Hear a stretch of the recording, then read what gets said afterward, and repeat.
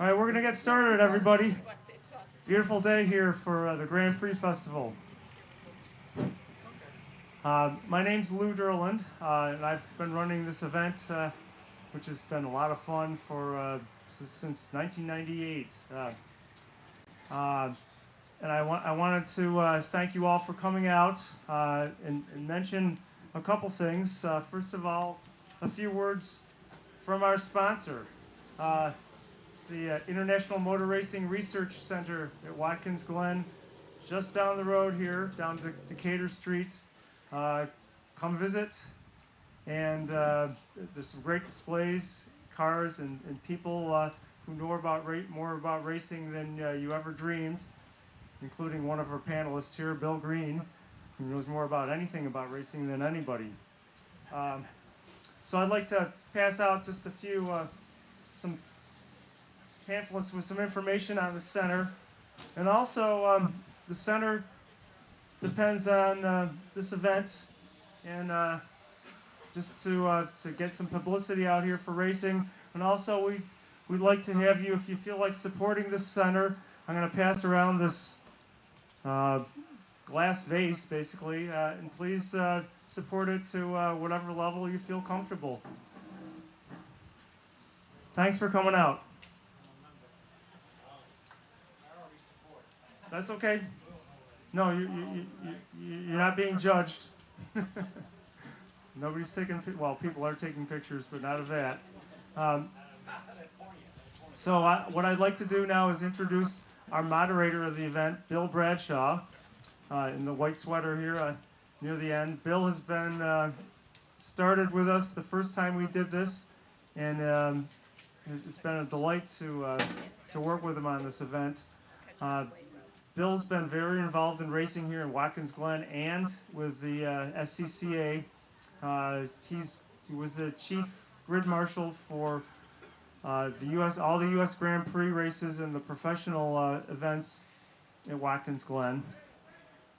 He's been on the board of directors of the Glen region of the Sports Car Club of America, and was one of the 3 people who started their safety program, and is the only one who's still acting in that regard.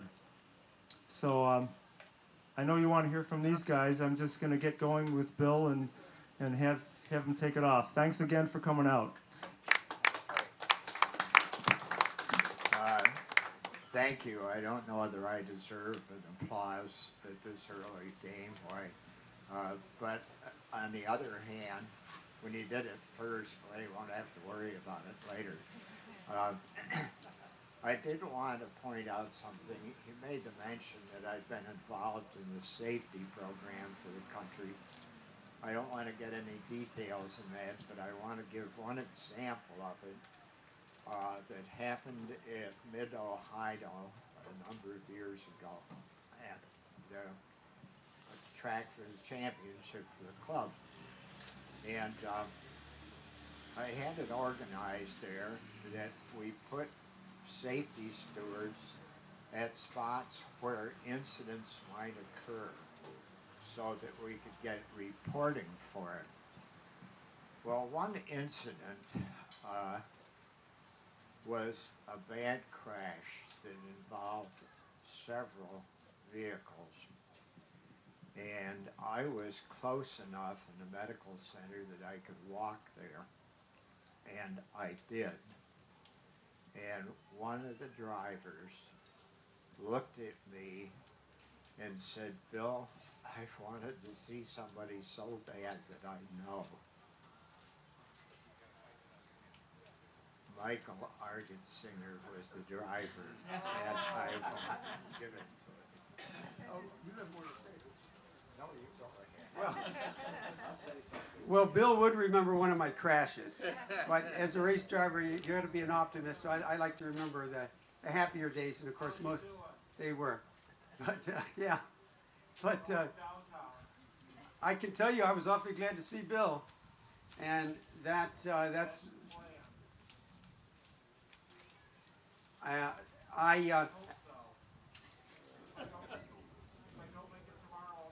Okay, we'll keep right on going. Actually, I wish I'd had Bill Bradshaw there with all his safety expertise. Just now as I walked over here, I was sort of in a hurry to get here, and I stumbled. And I should mention that they have a stone there with my name on it in that sidewalk. And as I pitched forward, it was one of those moments I was sure I was going to go face down. And I did recover myself, but in that moment I thought I was going to go down. I realized I was going to land on my face on the stone with my name on it. But it wouldn't have been altogether a bad thing, because if the worst had happened, they could have just lifted the stone up, put me down there, and it would have simplified things for everyone. But it would be. Bill's meant a lot to all of us race drivers, and I'm glad you remembered that day. My reason for being here today is to honor our special honoree of the day, Otto Linton. Otto has been a personal hero of mine since I was 4 years old. He probably doesn't want to hear that, but he was one of the true pioneers.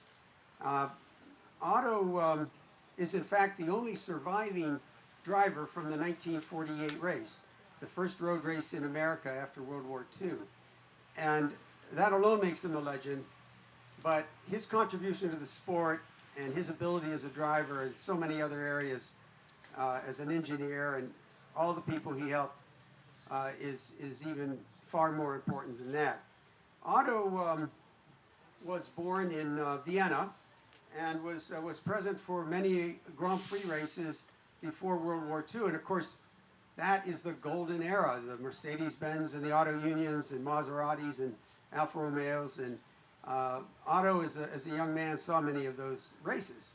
And along came World War II, and when the Nazi government of Germany annexed Austria, Otto made his way to America and made his home here. And we're awfully glad that this has become his permanent home these many years.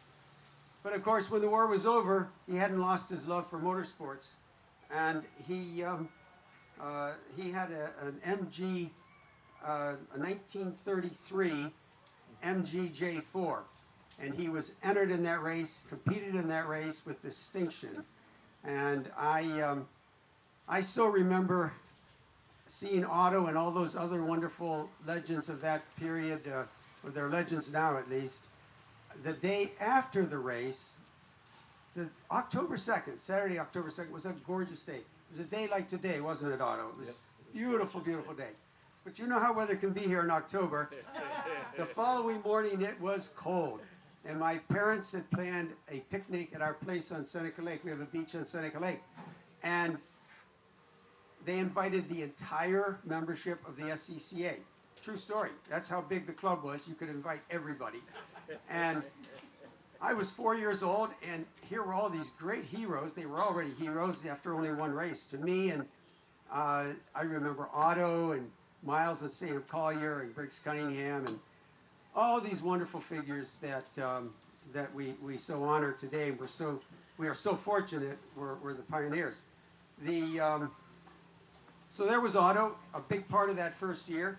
And through the years, Bill Green is going to give you a little more detail about some of Otto's races, but I can tell you that he raced, he started in 48, he raced through the 40s, the 1950s, and well into the 1960s. I believe his last race here at Watkins Glen was 1962. But you know, all of that is important. It's important to know that the interesting cars he raced, he had, in addition to that pre-war MG, he had a Ciata. He had a couple of Ciatas, I believe, one of which he went to Milan to purchase and brought back. One of those Ciatas is here, the actual car. And he had a Fiat Mille Miglia, a Fraser Nash TT replica, an Oscar, all those great cars. And you know, knowing that era, you know that in addition to being a very fine driver, Otto had to be quite an engineer mechanic too, because in those days you had to really, and that was proven because all the friendships he made, all the people he helped, he was truly selfless in his support of his fellow competitors. And I like to think that Otto is one of the people that created that that tradition that we all value so much in our sport, that everybody pitches in when the other guy needs help. So really, Otto is a Watkins Glen legend for his pioneering spirit in early post-war American raid racing, but even more so for his warm personality and his spirit of sportsmanship that have made him among the most admired and loved figures in the sport. Otto Linton.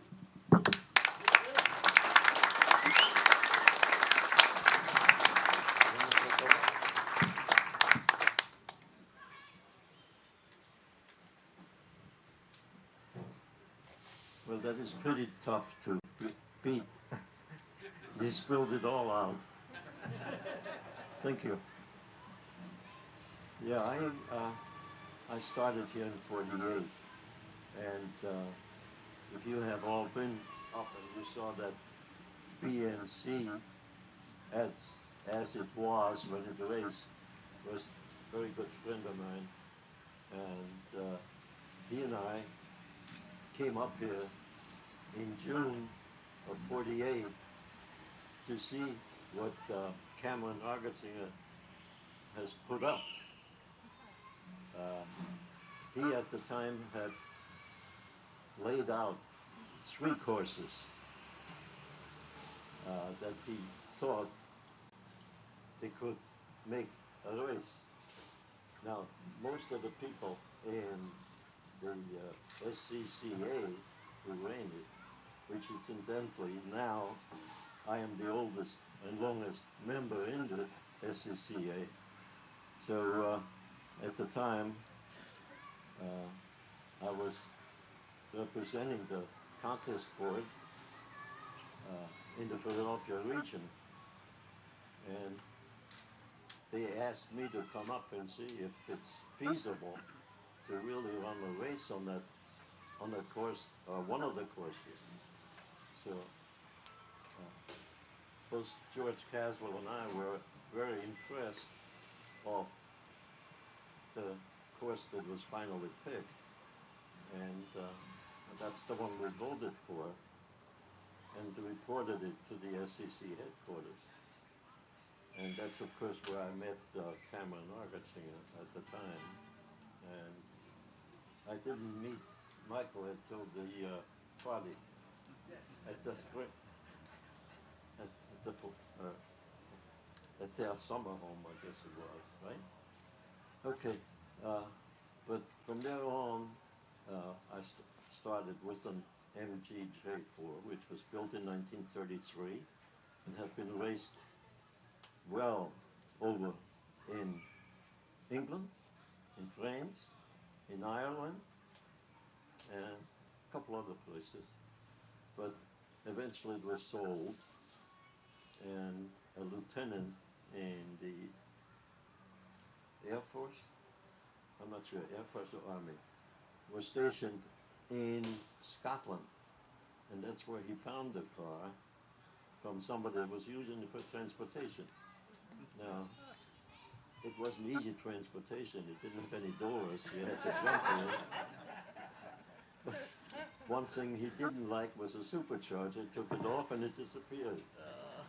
So I knew without the supercharger, I couldn't race the car here. It was only 750 cc's, so pretty small.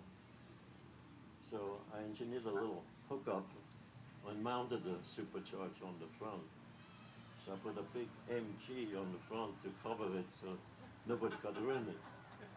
I didn't expect to hit anybody, but anyhow, it worked out pretty good, except Denver Cornet had flipped his car when I come around the now Cornet Bridge. I blew the hose from the supercharger. So I was there that I could at least go down there and help a little bit.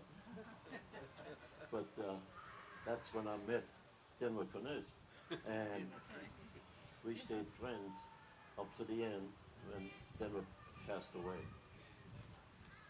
But I got the taste for racing, definitely, which I sort of dreamed about, but there it was real. After that, I used to come back every year for a while. And as Michael mentioned, a number of different cars I drove but didn't own. And a couple of them I bought after I drove it in the race. Now, in '51, Tony Pompeo, name might not mean too much, but anyhow, he was bringing in the Seattle cars. He represented the factory. He invited the president and the former founder of Seattle to come and watch it because he thought the prototype, which the president, Renato Ambrosini, was racing. But when they sent it over, they didn't send the engine. So Tony Pompeo thought a Crossley engine is ideal for working the car as is, well, hopping it up in some way. So he brought both of them over to watch how that size car could pass well in the then current course, which was the first race course around that people knew about. So they came and they watched, and Tony, I don't know if Michael knew Tony Pompeo, but he was a heavy guy. He weighed at least, I would say, at least over 250 pounds. And that was a small car. So Tony said, you know what, I don't want to drive it, you'll drive it. Because I weighed less than half of his weight. So he figured that was great. But I enjoyed that car so much again, in '51. There's a picture somewhere, yeah, right there in the corner. That's in the corner, that's the picture. I drove the car at Franklin Street. So anyhow, I drove the car, and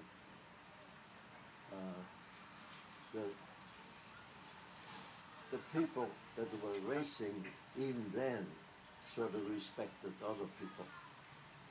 Well, that car with me, with the less weight, it went fast.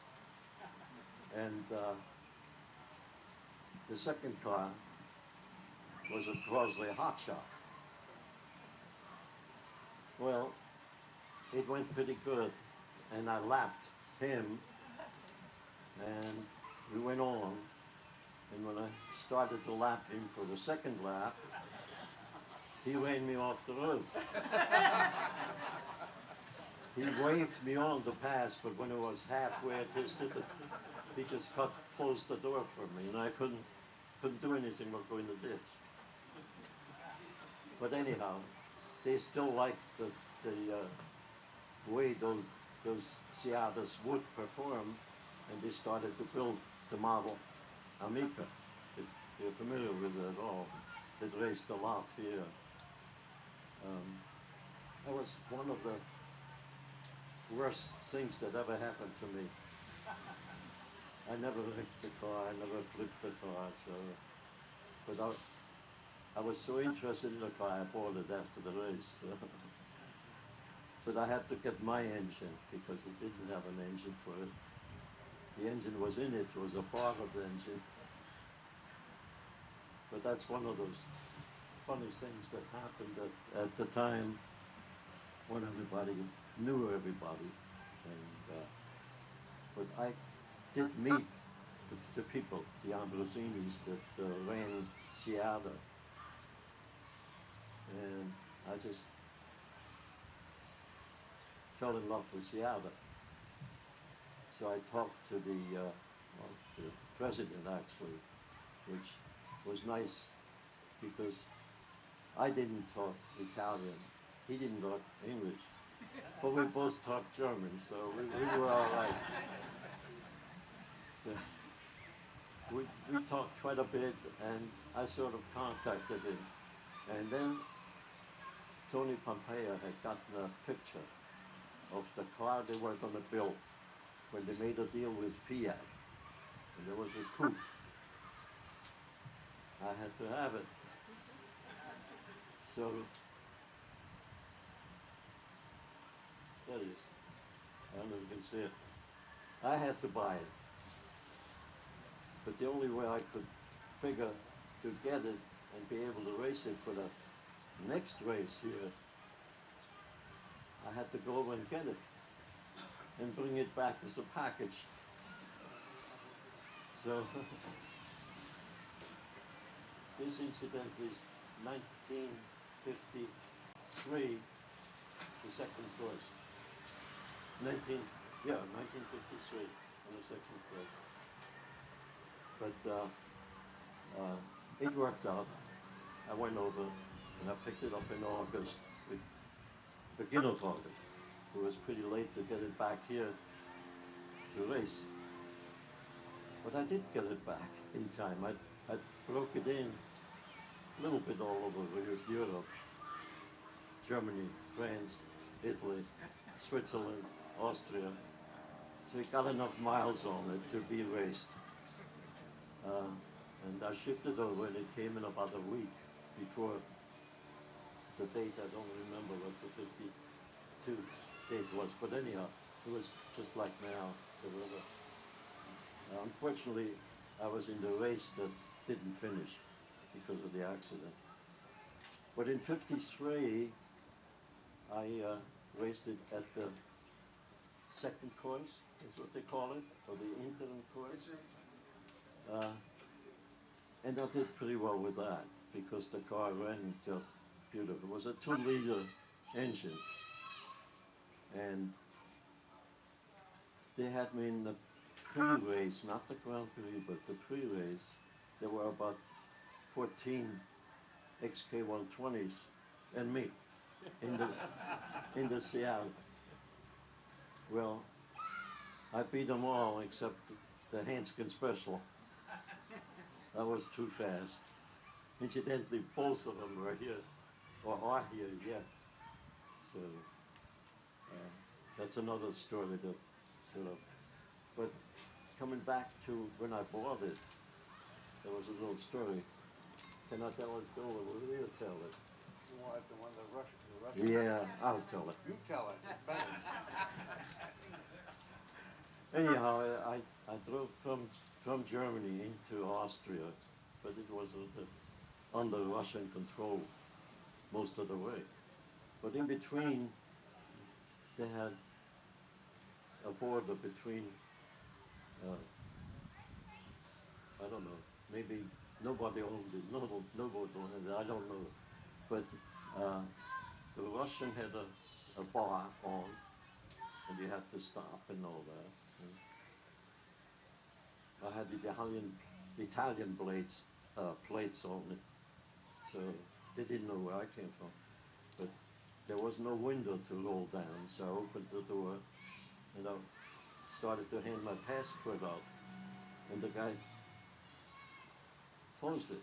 Well, I looked at the Russian guys, which I call boys soldiers, because they were about 16 years old each, but they had a gun on it that was dropping right down to the floor. So anyhow, he closed it, clicked it closed. So I guess he didn't want to see the passport. And then they went and looked at the front, looked at the back, looked underneath. I don't know what they want. But then they stood there, one on each side, and they pointed at the gate. I don't know what it was pointed for. So I finally figured out they wanted me to go under the board, which I did. And when I was about 50, 60 feet go from there, I looked in the mirror, and there they were, jumping up and down, and clapping their hands. They had more fun than I did.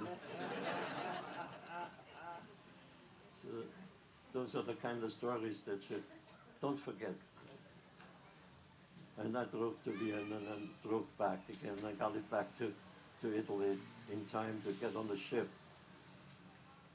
Well, it got here, but at the same time on the ship was another car that took my eye. There was an Oscar. So I had to have the Oscar. So I had to sell the coupe to buy the Oscar. But what I didn't realize is, of course, the Oscar, that particular car, had the most wins of any Oscar ever. They won the Mille Miglia twice. But I didn't know it at the time. I just had to have it. But that was all. Well, I had to buy that, and I raced it here a couple of years. I think it's in the corner there. Yeah, no, in the corner. Right in the corner. That's the Oscar.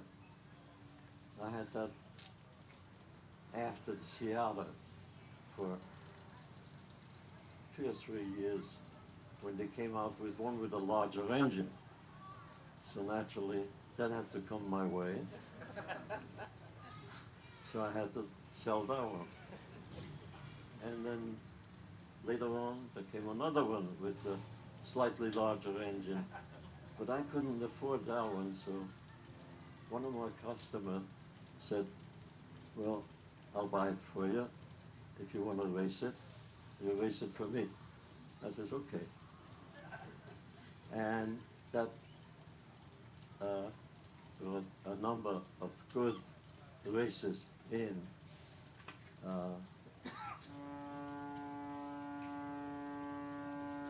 that is louder than me. But anyhow, from there on, I raced mostly Oscars, almost all sizes.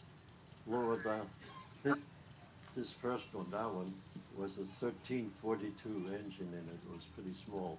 The next one was a 1542 in displacement. And the latest one was a 1495. So they kept on inching it up a little bit at a time, still within the class. But that was a car that Jim Kimberly brought in. And my customer bought it from him, but he let me race it. We did pretty well with that. And later on, another customer traded to me a 2-liter Oscar. So I raced that a couple races. And that covers a lot of years, as you can tell. And I just stayed with the Oscars until another composition came, and there was an A-Boss, a 2-liter A-Boss, and I didn't own, but I co-drove big races, 6 and 8 hour and 12-hour races, and we did pretty well with that. That was my last race altogether in 1964 at Sebring, and happy that we won the index and the class, and it was pretty good for the car. Incidentally, that now lives in the Collier Museum. Yeah. So a lot of my cars are still alive. The coupe is here. The MG is in a museum in England.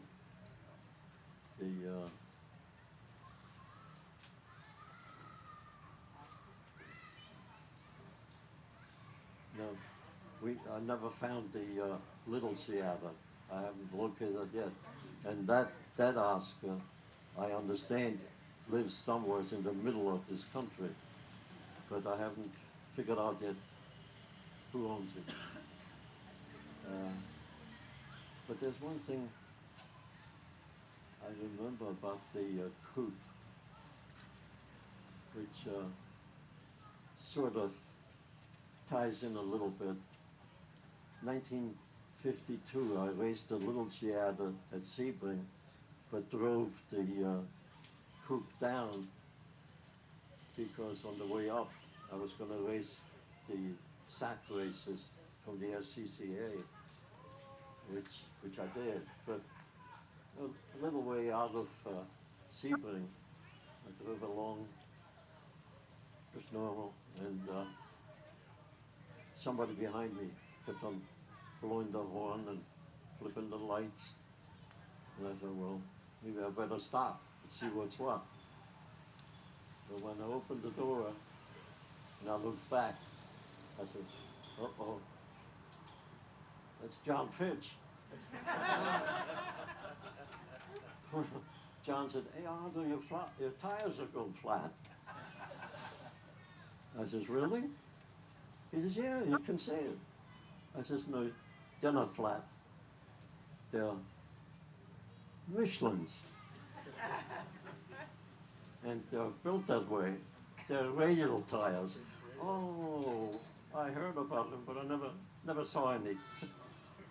So that was another funny thing. Of course, I knew John. John knew me. So. But generally, my racing was really the reason. The reason was for my racing that it was the camaraderie. Everybody knows everybody in the beginning, and everybody helped everybody. I at one time raced the little one in Florida.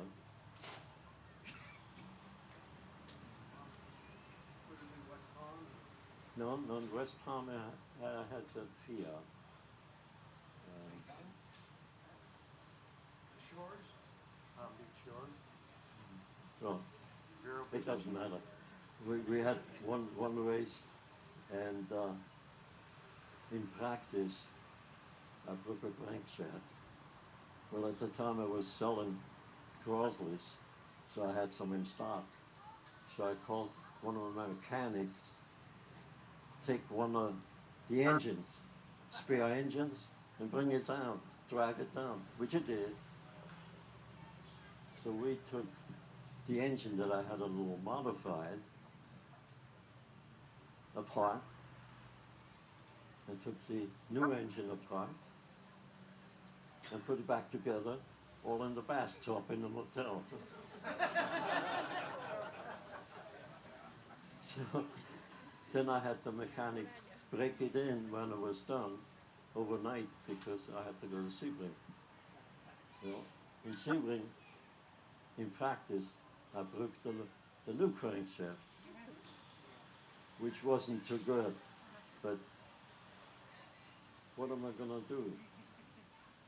I can't get another crankshaft, so it was all apart, and we were working on cleaning it up. I didn't know what I was going to do, but somebody came by and said, hey, Otto, what's your problem? I said, well, I broke the second crankshaft, and I don't know what to do. And he said, well, you have somebody that can drive a little bit. He can drive down to Palm Beach, and I have a crankshaft there, and you can have it. That was Briggs Cunningham. So you know how close we used to be at the time. It was just terrific. And I see a lot of that now at the SVRA. They're all friends, they all know each other. There's a few people in there that'll try to cheat, but that's normal. But and I don't know if anybody knows that, but my son is the technical director at the SVRA, and he has to deal with them. And it's not easy. So those are the things that are going on. But I come in here because, like Michael said, I feel it's a second home. So if you have any questions that I might answer that I forgot, go ahead. story behind the picture? I think it's around 56 in Sports Car Magazine. I know there's a guy up in the tree taking a picture. I hear the car around a tree, I think. At a place called perhaps Irish Corners. What's the story behind that picture? Brenton Hidden. That's out of the tree. Hmm? LaFontaine. That's out of the tree. Brenton Hidden. Oh. That was that Oscar. Was that Oscar? Yeah, that was that Oscar. What happened? What was the story? Yeah. Well, it was just fast. And I was leading. And Lafayette, one of the finest photographers that I knew, actually was an engineer. Where's Kodak? Montaigne's where's the Kodak? Kodak engineer. He was an engineer. Yeah, it was. Yeah. Okay, anyhow, but his hobby was photos, and he made beautiful pictures. I guess you have seen a lot of them. You know they were his pictures, but anyhow, that was at Bloemfontein, and it went up, and pretty much up on the very top was almost a right angle turn, and I was kind of having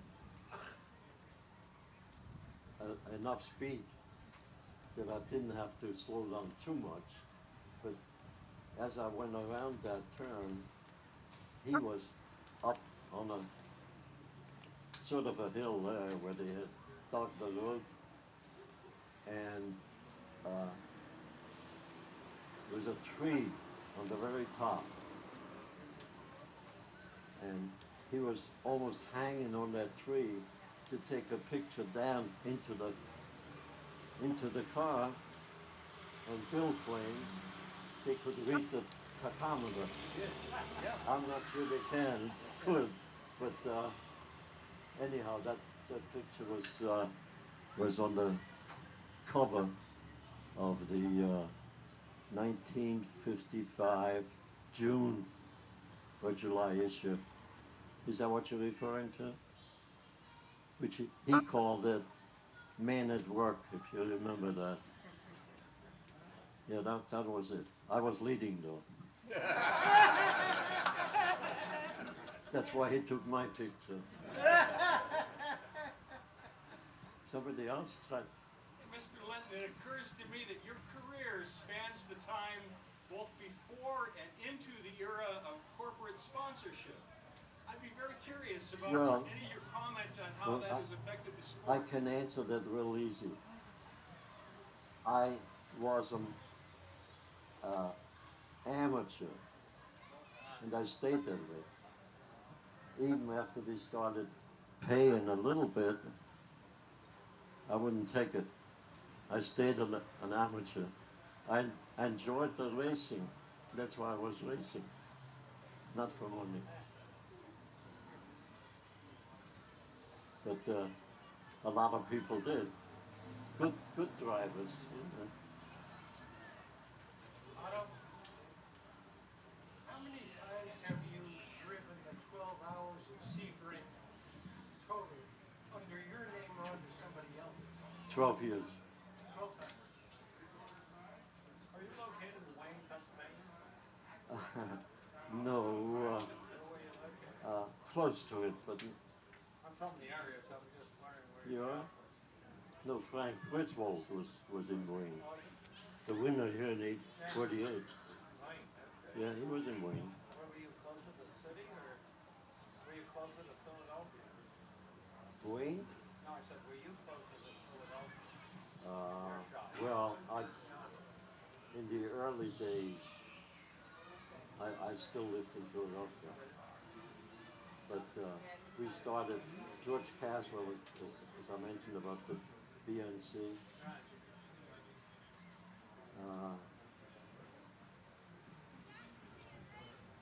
That was 42 or 43. And after that, I moved to Devon. If you're familiar with the area, I had a house built in Devon, and my business was in Exton, which was 10 miles further out. But in 1967, I built the business in Devon, actually close to Berwyn, but in Devon. You're familiar with the area, so you know what I'm talking about. You ever hear of Mullins tank shop? Yeah, yeah, Did some great work. That's just funny. yeah. I had a lot of work done there too. Painted some. Not on my own, cause I didn't damage any. There's one of your customers were called DuPont today, and I figured on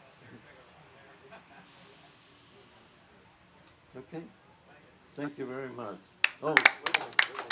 Got one more. Just one quick question. Did you ever have the opportunity, or did you ever drive in 24-hour Le Mans? 24-hour Le Mans. You ever drive at Le Mans? No, I did not. For that Oscar, I had an entry. And I was all set for it. I did all the work for it, went over the engine and all. And about, I don't know, maybe 6 weeks or so, they canceled it because Fronteras, who represented Oscar in this country, had sold a new one that insisted on having a Le Mans entry. So they canceled mine and gave it to him. But I was on the way anyhow in 1955 to Le Mans. So I had a nice episode there if you want to listen to that. It's, I was kind of just lost, you know. I said the Oscar pit. So I saw a place across the street and looking down onto the pit road, and I leaned on the fence, just a wooden fence because it was up on the hill. So I leaned on it. It was the, you know, I'm sorry I can't drive. So somebody came next to me and we started talking, and I mentioned it, that I had an entry and I'm sorry. He said, oh, that happened to me too. It's Colin Chapman of Lotus. Those are the things that happen to you when you don't least expect it.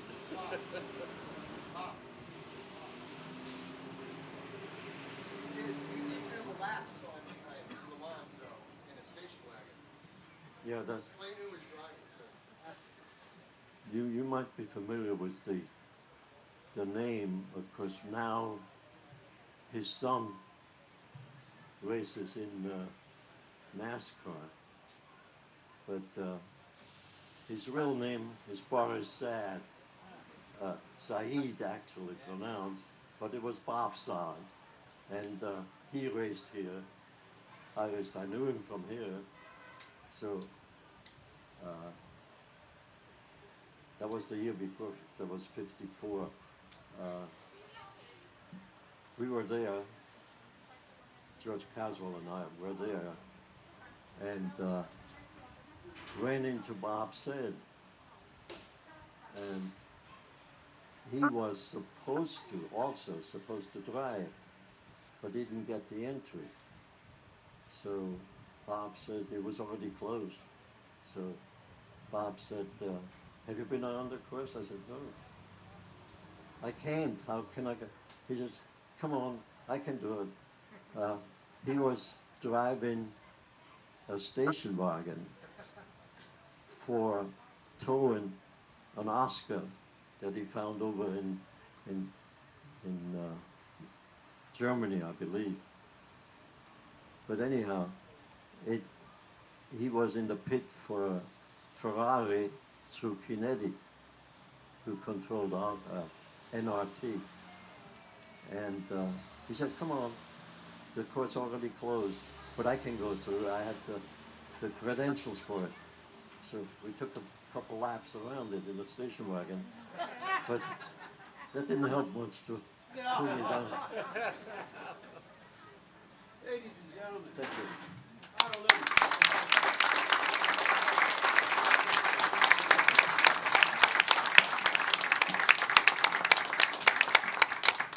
Thank you, Otto. That's a lot of knowledge for us, and it was very good. I have to bring up another situation. Of course, you've learned I was chief grid marshal for almost all the professional races, and certainly all the Formula One.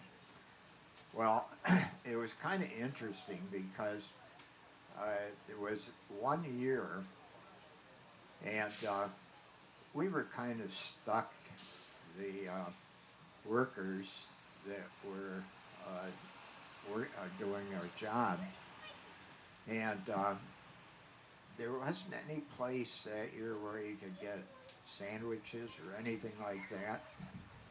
But one day, there was this young man, and he was very young, came up and he handed out sandwiches for all of us. They looked good, but one of them, I remember taking the top slice of bread off, and here was this kind of hand platform. I picked it up. I don't know how they cut it. You could see through it. And anyway, the young man happened to be a fellow by the name of Bill Green. And here he is. Thank you very much. Now, I'll add to that. They were box lunches, and they were usually made up the night before. And we distributed them on race day early in the morning. And I remember one of the RCA people used to call some of them that was kind of stiff beaver board sandwiches. And that was Louis Peck. But anyways, that's how I got to know Bill Bradshaw. And also, one other thing about Bill Bradshaw, at Christmas parties in the Glen region, he won't tell it here, but we could get him to tell Stanley Smith, but he won't do that. But anyways, we're here to honor Otto. And Otto's told me many stories. He's told some here. And one of the nicest ones I said to him a couple years ago, I said, did you ever go to any of the European races with auto unions and Mercedes? And he said, oh yeah. He says, a friend of mine, we got on our motorcycles. This was 1937, the last Czech Grand Prix before the war. We rode there. You got to see all the stars of that era, Caracciola, Rosenmeyer, all those people. And you got to watch Rudy Caracciola win the last of that era of 750 kilogram Formula cars at Brno. I asked him where it part, and he said, well, I can't really remember that, but we rode out on the motorcycle and we rode back. And another thing, and I'll have to have him tell you this, his business, which was Speedcraft, and his good friend and Denver Coronet, Denver had a DuPont IndyCar, and the motor wasn't too good and all that, and they said, how can we make this go better? So he took it over to Otto's shop at Speedcraft, and they went right straight through it and put a Ford engine in it, and put cycle fenders on it and everything. And Denver ran it in the 1950 Seneca Cup and the 1951 Seneca Cup. In 50, of course, the opening lap, he got tangled up with somebody and went off the road. But in 1951, he did a little bit better. But that was one of Otto's shops, his shop at Speedcraft. Roger used to tell me it was not uncommon to go in there and find the Oscar half tore apart and getting ready for the next race. That's right, isn't it? Yep.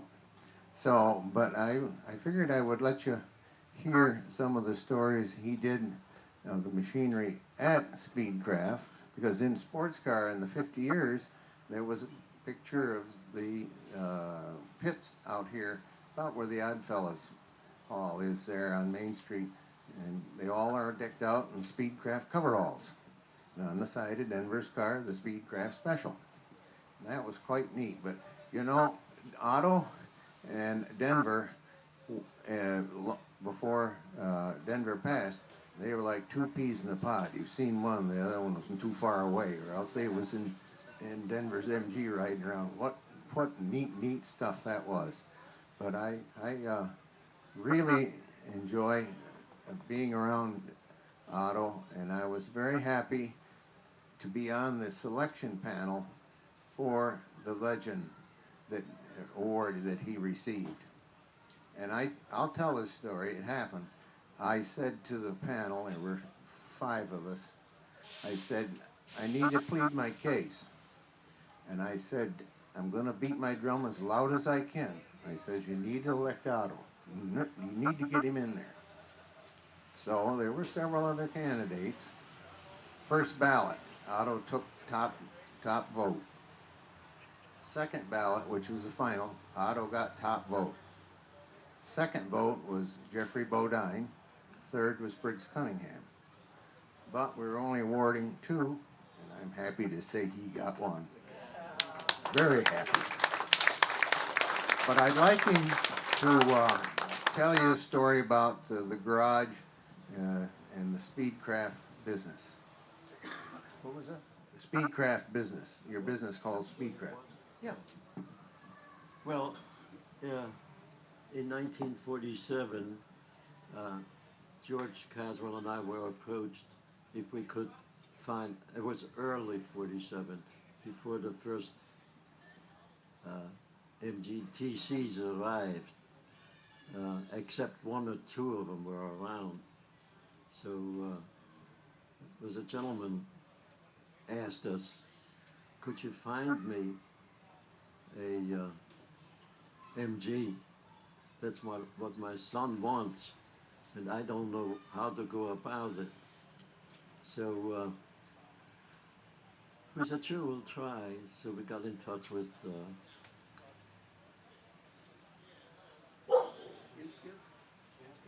no, that was before that.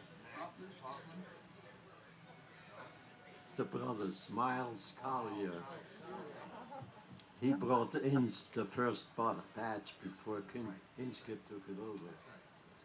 But anyhow, we got one of them, that was all right. And I said to George, well, that sounds like a good business. People are asking about them.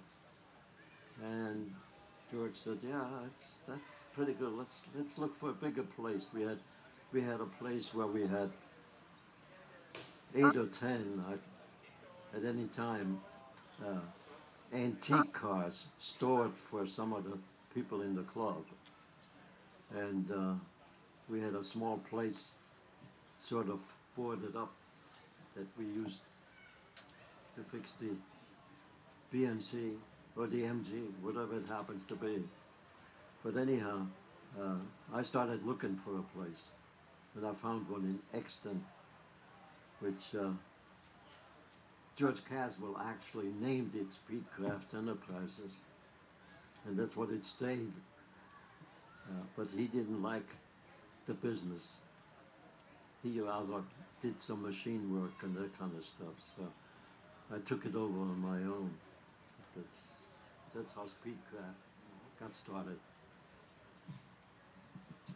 Another thing that I always got the biggest kick out of, you look in the race programs and you'll see Tony Pompeo on the little small cars. So I said to Otto, how come he drove so many cars? Otto says, oh no, he can't fit in there. It was me. And it was, you know. Tony liked to look like he was a driver, but there's the real pilot right there.